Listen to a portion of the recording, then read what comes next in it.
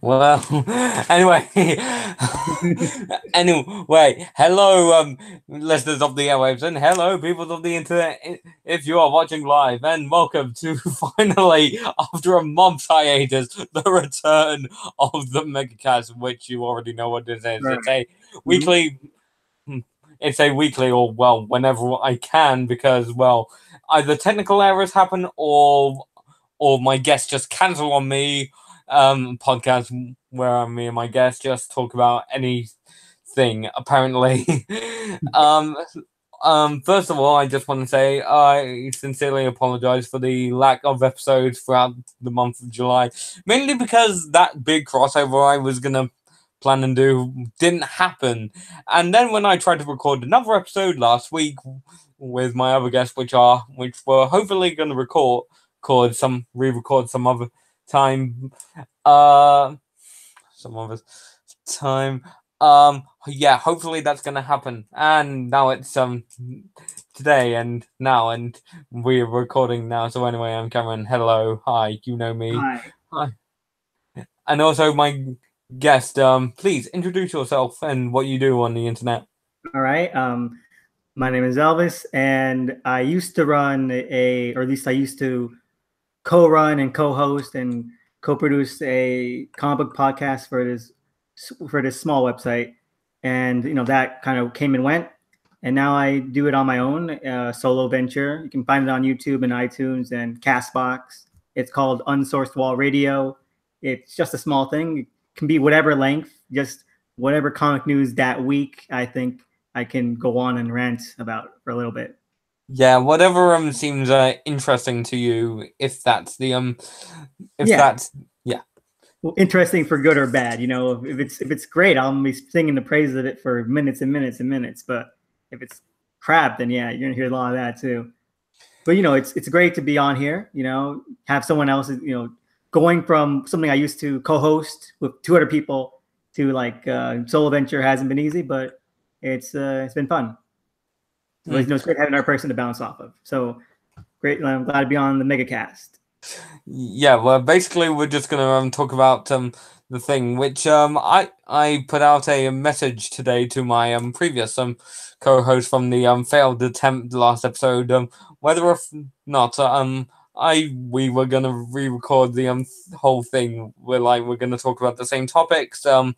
that were gonna be that was talking last week. Answer was she didn't reply, and she's probably annoyed with me, and it's like, please leave me alone. I'll message you the thing. Which Tori, I'm really sorry. Wow. Yeah, So and I've been having a lot of deep thoughts this week about me and what other people think of me as I think I'm aggressive, annoying, and manipulative. Well, I mean, I think that at least when you're doing something like this and you're trying to get at least guests on, it's a bit more of a, you have to be a little bit promotion wise minded, where you have to go around and, just really get your brand out there. I mean, a bit of solo venture, I just do it because it's more of a zen. Hobby. Yeah. And just because otherwise I kind of just miss it.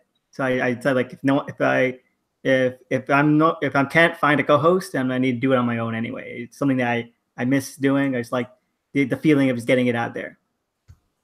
Yeah, and recently I had a and recently a popular well, I wouldn't say popular, but popular in the community I'm a part in, just recently subbed. Shout out to the High C for subbing and following me. I plan to have you on a future episode if you're not busy. And I don't know if I noticed this, but I really need to look up the look up the video and see if anyone is there, and no one is, like most of these podcast episodes. Anyway, let's get right into the topics with a movie that just came out and I recently saw, Q Ranger versus Space Squad. See now, I'm going to say that I tried watching Q Ranger. When I just gone to Toku, it was one of the first that started coming out. It was like coincided with me getting into it, but I kind of dropped off after the last couple episodes because it's definitely what my taste in Toku are more the older kind of 70s and 60s types where it's very brash and very untested and there's a lot more personality to that, I think, in a very bold sense, and I just really vibe with that, and I just can't vibe with that sometimes with newer Sentais and stuff like that. Yeah, I can see where you're coming from because a lot in the 70s and 80s don't use any CGI, whereas a lot of Toku today do. Not even just the CGI thing. Is that there's a lot of just to take something like the original Ultraman or the original Go Ranger or Go Ranger, what do you want to call it? Go Ranger. Yeah, thank God. But there's just this really out there sense of like, okay, we're gonna do this superhero thing and then just lay everything out, and it's just a lot more. It's just a lot more intense tinged while also still being silly. But a lot of times this time it's a lot more, say, character and dynamic based, which is fine, but it's a hard transition, at least from where I started getting into these franchises and stuff. Yeah, because a lot of toys in the 70s and 80s just had a beeping sound as well as a flashing light in like the transformation devices, not like something where it's like pin system on the pin system or like has lights and sounds in the gimmick of today. Speaking of which, the an example of this could be the upcoming ride watches for Geo. Yeah, I mean, yeah, that's another thing. I don't like gimmicks. I just don't. I think they can be fun. They can be really fun, like especially because they work as great narrative beats when done well. Like now you're seeing like this intense level. Like I think we're gonna see coming up with Grease, right? In Build. Something like that. That's exciting. Yeah. But like other times it's like, okay, just have all these different doodads and gadgets and whatever. It just feels very superfluous. And again, that's one of the toyetic, if the word was toyetic, yeah. Yeah. But anyway, getting back onto Q Rangers versus Space Squad, it felt more like episode of Hammy to me. Awesome. I know a lot of people were excited about at least that. But all I can just say is that without giving too many spoilers, I am excited for the next Space Squad movie as it's going to feature a certain hero that we haven't seen in like almost 30 years. Right, who is that? The main guy from Winspector, Ryoma Kagawa Fire, aka Winspector Fire. Awesome. So now talk to me like if I'd never heard of Winspector before outside just the name. What does that mean? Winspector, the first ever Toku rescue team before Go-Go 5 and Rescue Force. They were saving people from burning buildings and doing stuff. That's great.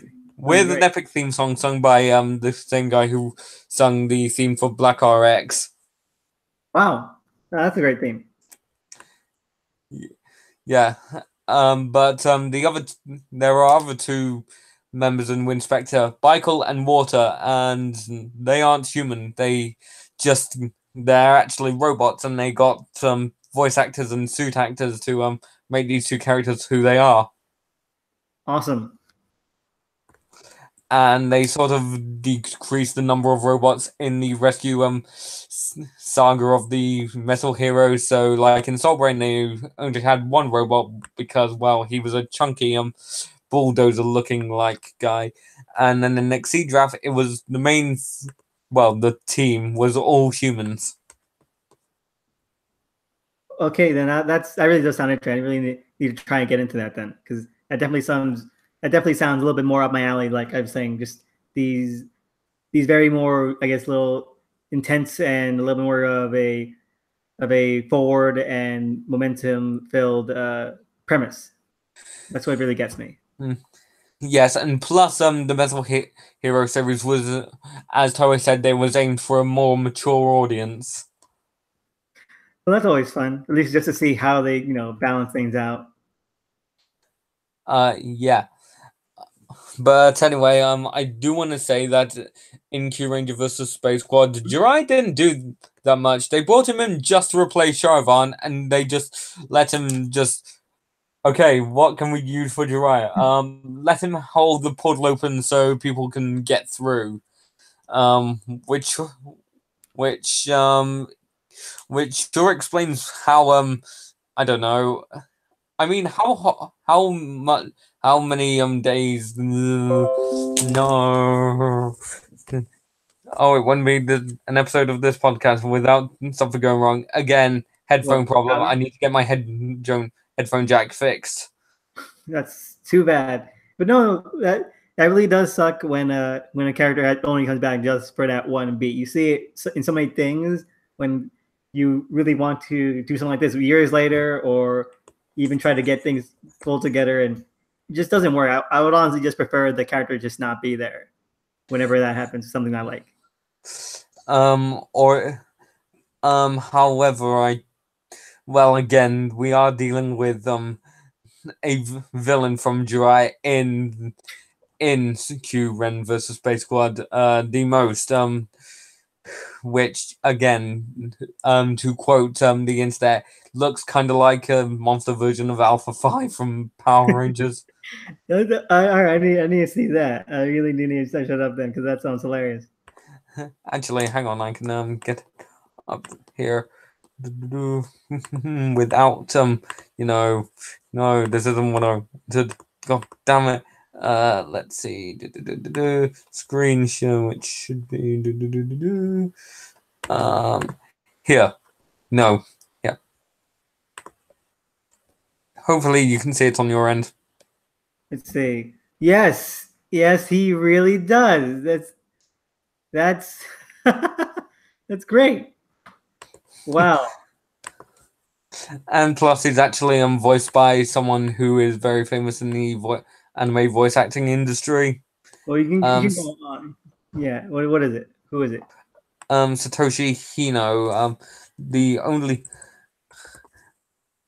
from what I know, he only did without having to look him up. He was in a Yu-Gi-Oh series. That's interesting. But if I look him up, apparently he was born in San Francisco and then moved to Japan. Huh, interesting. Yeah, and I mean that correlates because there's a large. It's like you're over here. There's a large population hub in San Francisco and all that kind of stuff. Coastal areas mainly, Yeah. The guy who voices the most also voiced Sai Naruto. That's wow, that's nice. Yeah, as well as Suration Getsu from Zexal, as well as a villain from Precure, and apparently he was also in Lupin versus Patterns in episode 12 as the Monster of the Day. That's what I want to say. Episode 12. I forgot what that one was about. I just binged them all the other day. Because that was something like I said, it's hard for me to get like into Modern Sentai and stuff. So I binged them all. Like I powered through it, but I enjoy it. I really do. It's a certain kind of wall to break into. Episode 12 of Lupin versus Pat was about the magic bracelet. Oh yeah, that was great. Yeah, speaking of Lupin versus Pat, that's our next topic because I don't know. What do you think of a Patoran / Lupin X? All right. Honestly, he's fine. I just don't. He's fine. He's not that. I don't think he's really that. I know a lot of people at least on like the certain hub of commentators and online people that we're both share that we have mutuals of. They seem to think that, or at least I heard a lot of praises about him, or him being very funny or very excited. But no, he's fine. I think that he's not his only kind of characteristic is like being very wily, but it's not that interesting. I think kind of, at least for now, kind of flat. And also the stuff that he pulls off isn't really that fun. from my perspective, I think he's trying to unite the two teams together, and all it's just I mean, yeah, in order to that's the yeah, clear thing, I think. and yeah, and the upcoming mech combination, which is tonight, which Right. premieres in tonight's episode, Good Cool Striker VSX, which looks horrendously terrible, and I think is the worst mech combination in Sentai. Even the Ninja mech have more Well, consistency. well, if you And take my take on it is that big giant robots were bad move for Sentai in general, but that's just me. yeah, because in Go Ranger versus Go Ranger and Jaka, they just had machines. Exactly, and it just I think it feels a lot more intense because you're not expecting the giant robot battle because now they're dead. Oh wait, no, giant now. Because it just I always skip that part. I know it's sacrilegious, but I always skip that part because like okay, now they have to die another time. It's always like another. It's boring. Hmm. You know what? You're the first person I met who has the most interesting opinion on this podcast thing. Really, that's. I'm gonna take that as a compliment, but I know from It is a experience. compliment. I know from experience that sometimes it might not be, but no, yeah, like you were saying, Noel is I guess kind of obviously going to be like the thing that brings or bridges the two teams together. But like I honestly think it'd be much more interesting, a lot more kind of like fun and exciting if he just completely screwed both of them over, like completely and finally. Yeah. Because I mean, like there's nothing that Noel has done that hasn't really been as fun as the Lupins have been doing on their own before him. He came in, and he's not really as heroic or as stalwart, which kind of makes the Pados interesting. Yeah, and He's just yeah, to me, when I first saw him, he was like, he's basically a show off, and he was just like doing flips but exactly. That's it. yeah, Flips. That's the great description. All he does is flips. kind of like Ultraman Taro. Hmm. Um, but no, I'm actually excited just to see the combined mech. No matter how disgusting it looks, and it does, because it looks like it has broken arms. Because you have like the full arm, and then it has like, we need to stick the other arm on there to get all of them together. So it's like that, and Yeah, its legs look like that too. It's uh, weird, and plus you have Pattern Sango's trigger machine on its left foot, and it has its baton like sticking out. I right? mean, what is it? What's use does that serve? Is it gonna trip up monsters? Like, but I do accept it just because it means we won't have to do that whole, or at least I hope we don't have to do that whole. Oh, they're switching this time, switching that time, back and forth. Because honestly, that just gets tiring. Because then it's like, all right, I guess it's their turn to kick monsters in the face. Mm. Yeah, and at least uh Goody gets to wear a crown in the cockpit. Yes, that's an important thing. I actually got that got me when I finished binging. Like just seeing that kind of like, hey, this is great. This is worth it. I take it Yeah. all back. Speaking of which, the movie has this has I forgot. Oh, Jackpot Striker. Hmm. And it's basically a repainted slash remolded version of Good Striker, and has a variant of Goody called Jackie, voiced by the same person who voiced Cheetah Nick in Go Busters. Hmm. Nice. Hmm. But like I said, there's definitely a wall with modern Sentai for me, and no, I really do enjoy Lupin versus Pato, just because, like I said, like despite all the trappings, a lot of them are very focused on like the character dynamics, and the character dynamics, especially between the teams and inside the teams, I don't know, I really like them. I think that they're very fun. I don't just that Noel doesn't really add anything. Yeah. Um. He's an interest. For you, he may not.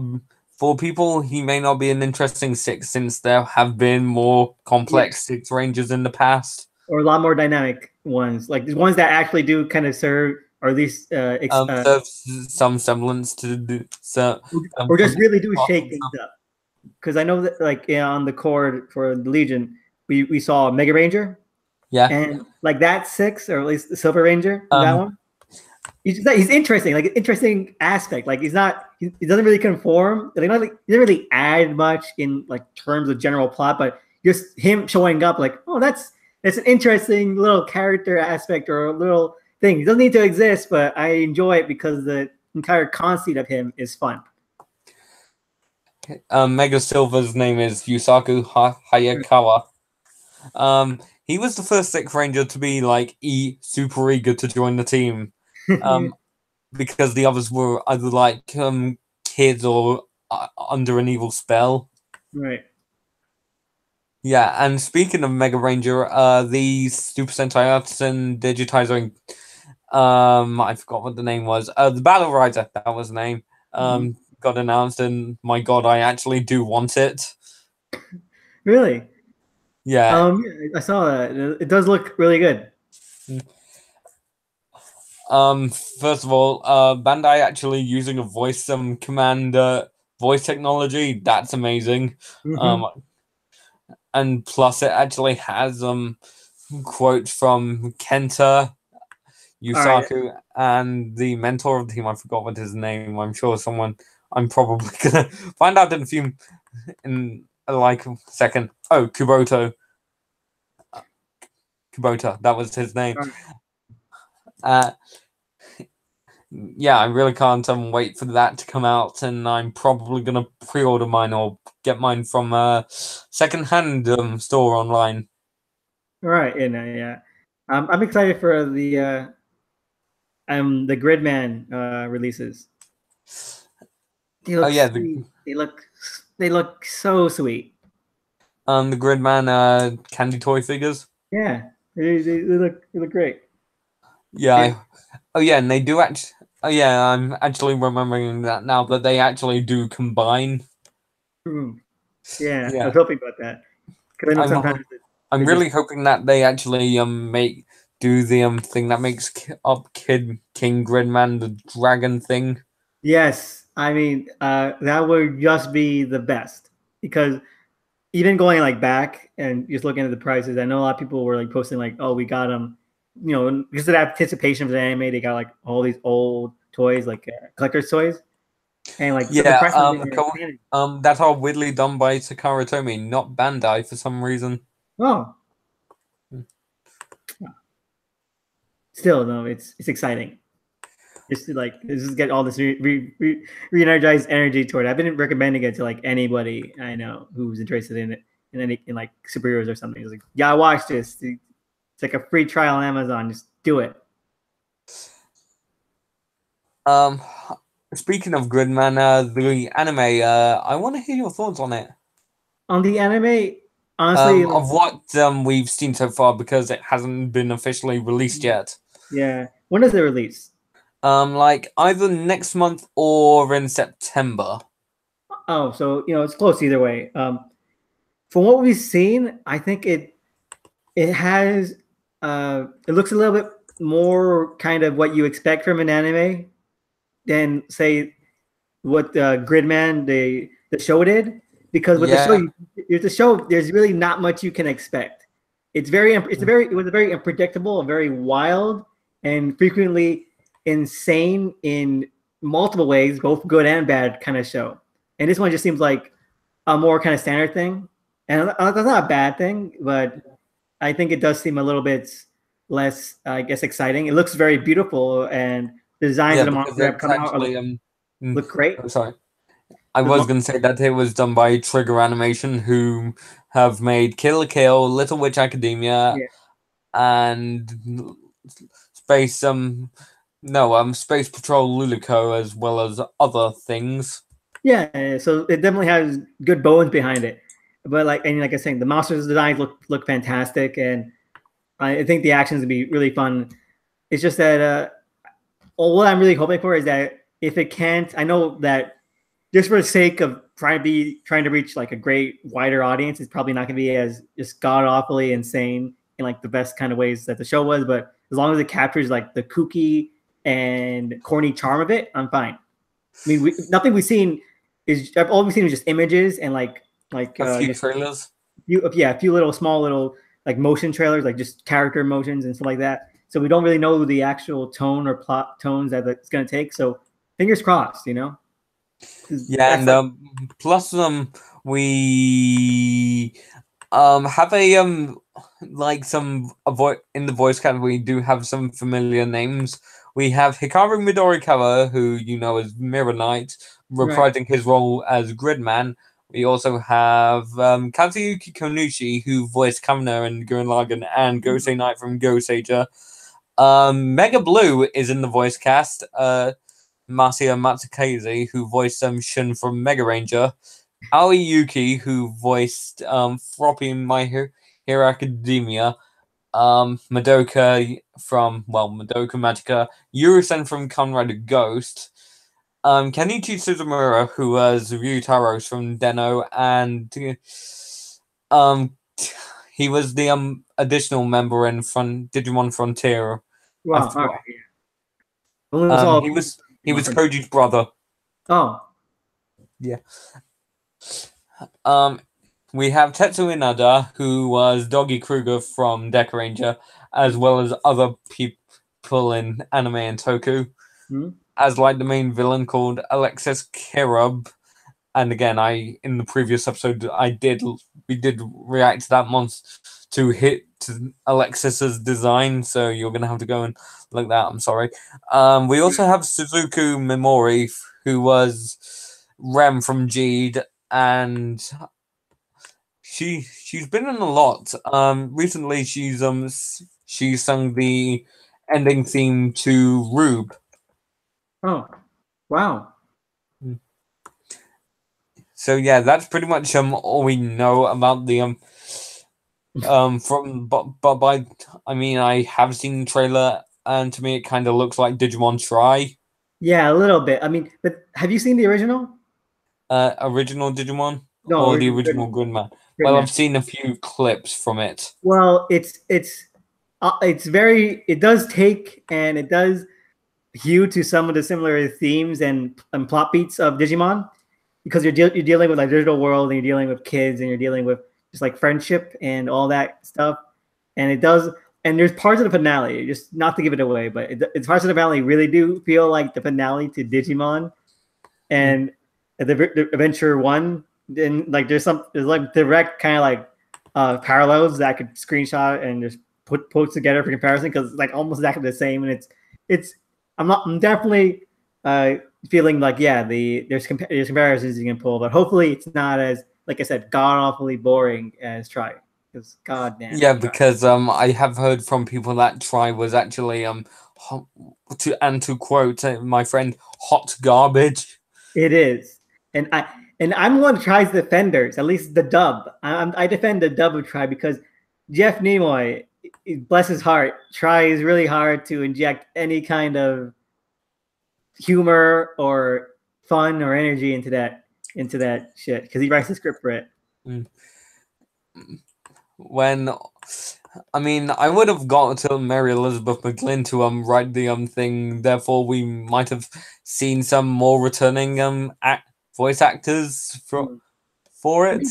The voice actors they get, at least for the main Destin, they're okay. I mean, I really would not, like, there are some times when the person who's voice acting Kari, they sound a bit off, but like Sands was her name. She also voiced Mokuba in Yu-Gi-Oh! Right, but like there's times where like it feels a bit off, but like 95% of the time it's almost indistinguishable from like what you might remember Kari sounding like. So and stuff like that. It's nothing. Of course, you have like a different TK, and I think voiced by Adam from Mighty Morphin. Yeah, Johnny Yon Bosch. Yeah. See, that's one of the many gifts that Saban gave us. So hopefully he never gets his grubby hands on it again. Anyway, but maybe I don't know. Wait, what am I saying? They should have given Saban the rights to the goddamn Tri-dub. Maybe we would have seen something good, you know? Because that dub is like $1 million. But no. the only reason why I think they couldn't get Lara Jo Miller, aka the original voice of Kari, back, it was because she was possibly doing she was possibly busy doing other things. I thought it was maybe a SAG thing. Like, I don't know. I've heard it was a SAG thing. Like they legally can't like be a part of like this or something like that, or maybe it was like a country kind of thing, and then maybe she was like she wasn't like she was landlocked into like other kind of roles. um So whatever recording. I can't really read into it much, but my only guess is that she was either busy or she has a beef with Jeff Nimoy. Maybe because it's because like Kari was not, and who knows what was going on behind the scenes at that point anyway. Because all the characters, especially later on, were not treated well. Mm. Yeah, speaking of Digimon, we actually have a new anime coming, possibly. Have we I heard don't know, anything about it? they just said a teaser with Agumon face where it's like soon the door will open again or something. Hopefully, they realize that making Try into movies was a stupid ass mistake, and that they're making a full proper series. Well, whatever it is, Yeah, from I mean, what I I heard, wouldn't. the anime is going to be 26 episodes long. So about the same length of Try, because Plus over here in Crunchyroll, they chop up each movie into like episodes. 22-minute section episodes, yeah. Yeah, but they overlap, so it's a fucking waste to actually watch it that way, and it makes it worse because then you have the intro and everything, so it just makes it a longer experience. Like who wants to watch? Who wants to watch Try over a longer period of time? It's like torture. But no, I mean, as long that's the thing is that it doesn't work as a. I know a lot of people who watch it that way, and they like it doesn't. It's boring, but it's even more boring because you're going to expecting it. You're going into it expecting episodes when it's not. There's no actual narrative arc in each of these things. So if the anime, even if it's a continuation of Try, I wouldn't mind it as long as it's actually made to be episodes. And that way, when it comes over here, we can just chop them up into, like we did the original, all right, and make something good. when American. when actually it's just going to upset people and like, why couldn't you just do something right, Toei? Or no, yeah, I was writing with Toei because Saban hasn't, because now Saban is dead. It is effectively dead, yes. Which Yeah, makes it, most makes of it super and funny. Which makes it super funny that that Saban was interviewed for Toys That Made Us. Because it's dead. You sold it off. You're the brand is effectively defunct, and he got interviewed. I wonder if that's gonna make it into that episode about Power Rangers that they're doing. I haven't seen the Toys That Made Us. I heard it's really good. I need to It's interesting.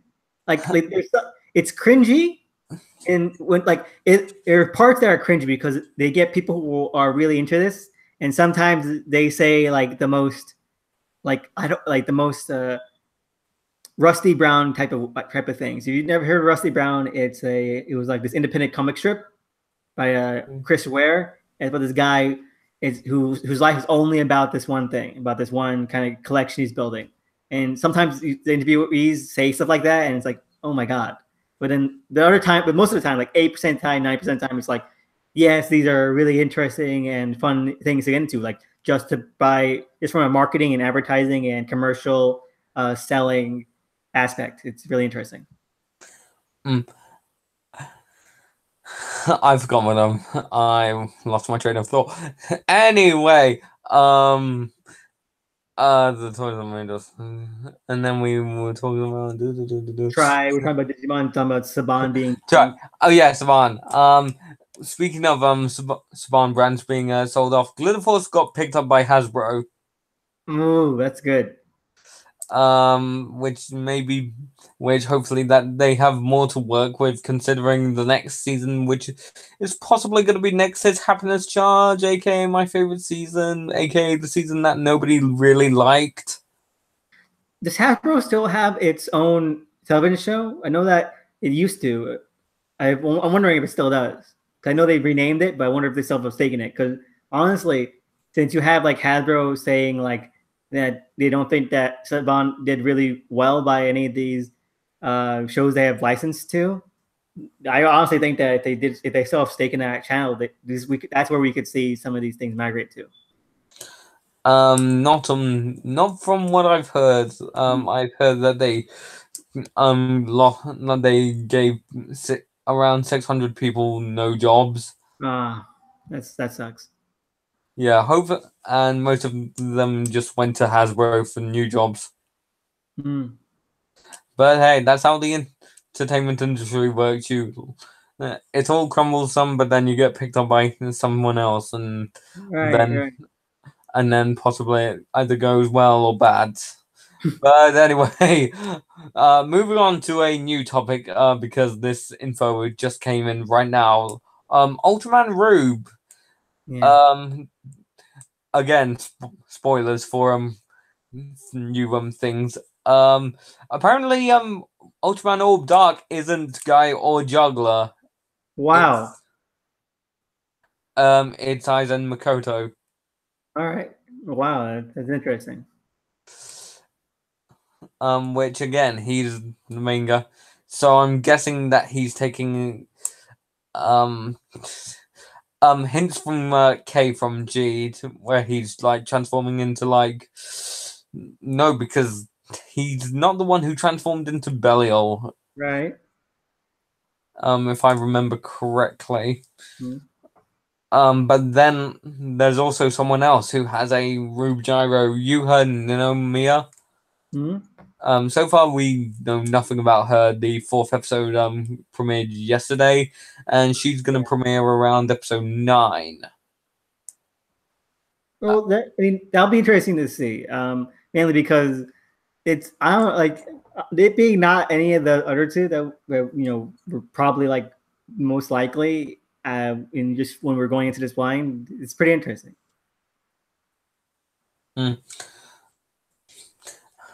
Speaking of the fourth episode, there was a guest star in it who has appeared in many Ultraman series. The main space pirate guy from the Zero movie that Glenn Fry was hanging out with. He also appeared in Ultraman Gaia, Mebius. Hang on, again, I need to look it up. Instead, I'm gonna talk about how possibly the main villain for Rube is a throwaway monster from Ultraman 80 Right. called Noisler. Oh.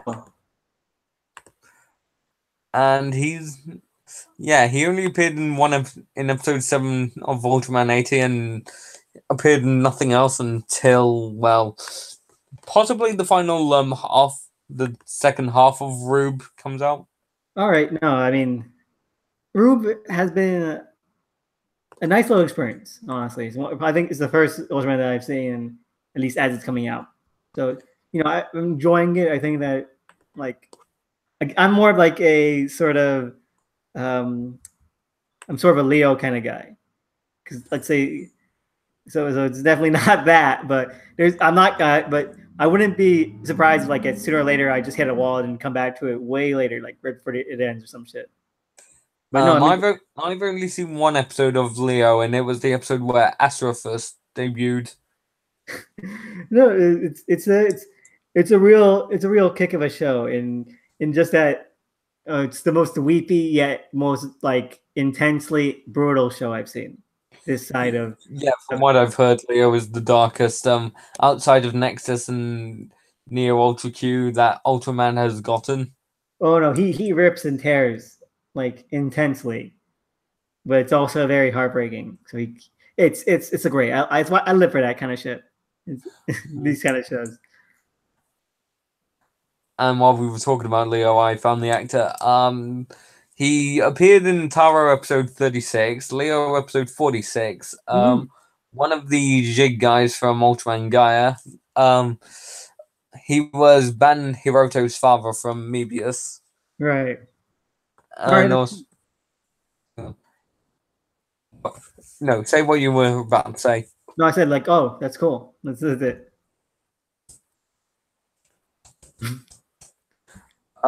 Yes, Ultraman Rube episode 4 is like the main, and also the Gaia, Diner, and Tiga movie Battle in Hyperspace, which also featured a chart, which also featured the voice of John 9 as when he was 11 years old. All right. That's really fun. That's really cool. Yeah. I don't know if you've seen the toy scans for Rube, or unless if you don't want to be You can spoiled. spoil me. I know what my main take on spoilers is that it's not about what happens, it's about how they do what happens. Like how the acting is done, how the editing is done, all that music stuff. Spoilers are inconsequential to me. Yeah. So as I thought, if you have two, if you sometimes you could tell series by looking to the past. For example, if an Ultraman series has two main heroes, they're mainly gonna probably fuse at some point. Right. And Yeah. the surprise, surprise, they actually do fuse in the second half of Rube. Rosso and Blue become Rube. Yeah. That I saw that scan and I was a bit disappointed because I don't know. I want a little bit of a shakeup, but it's not a bad design. If we're being like, just frank out. Um, we also they fuse with the original Ultraman crystal, which its element is light, which kind of Yeah. makes sense because so far we don't have a light thing as most other ones go for X's element is cyber when Victor reason element, and I don't think we've actually had a copy of an element so far, unless someone can prove me wrong, though. However, what's funny is that the Speciums Perion crystal has the element of circle. Wow. Okay. Now that's just reaching. Yeah, at least Orb did its elements better on this on the fusion cards. But and it's also But anyway, they fuse with that as well as something called the Kiwami crystal, which fits onto the Rube Gyro, kind of like the Orb Ring Neo or Zero Eye Neo. All right. No, that's good. I mean, at least I mean, they can. I think that if they handle it well, then it could lead to just a lot of great sort of melding together of themes. Because I wouldn't mind. Like it's okay if it's not unique. You know. Yeah, because again, it's Taro's 45th, Ginga's 5th, and Gaia's 20th. So they're celebrating 3 anniversaries in one. Yeah, just go all out for it. Yeah, and going back to my point of Orb Dark not being Guy or Juggler, I'm kind of hoping that they kind of appear either in the movie along with Riku or in Ultra Fight Rube if that's happening. No. But anyway, moving on to the Kamen Rider side of things with the final episodes of Build are coming up. Right. If I'm up, yeah. Like I actually dropped Build around like episode like 10 or 11, and I just got caught up with it just a couple days ago. Binged right through it, and I just have to say, despite all of its flaws, it's probably one of my favorite Kamen Riders in recent memory. What I've seen. And all I can and and from the last few episodes, they're just giving a whole bunch of forms out. They're giving Grease a new form with the Blizzard Knuckle. They're giving Rogue a new form in a Hyper Battle video. Well, I mean, good for Grace. He deserves it. He's been plucking along in the same damn form for way too long, and it's amazing he's made it this far. So thank God. He's like I said, very plucky. So good job. He's best boy. Yeah, and if Tori were here, I'm sure she'd agree with you. No, because there's so many ways that a character like him could have gone completely and utterly wrong. Because we've seen it so many times, and it's like the most aggressively annoying and irritating thing. And something like this, it just works. Don't forget that. Please excuse the phone in the background, or unless you want to grab it. I'll grab it. Can you pause this or not? Or No, I can't. So we're gonna have to deal with it live. right. But I can see what I can, but you see, the problem is with having a podcast solely. I can never. Well, I'm gonna have to go. It seems I didn't have enough much time as I thought I would.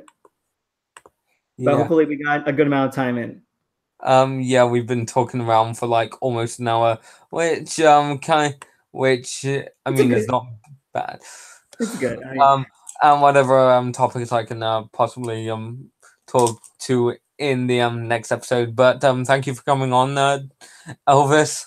No problem. I'm all right. Yeah, it was nice being on, and it was a pleasure. Hopefully, you can do this again sometime. Yeah, which is again a announcement.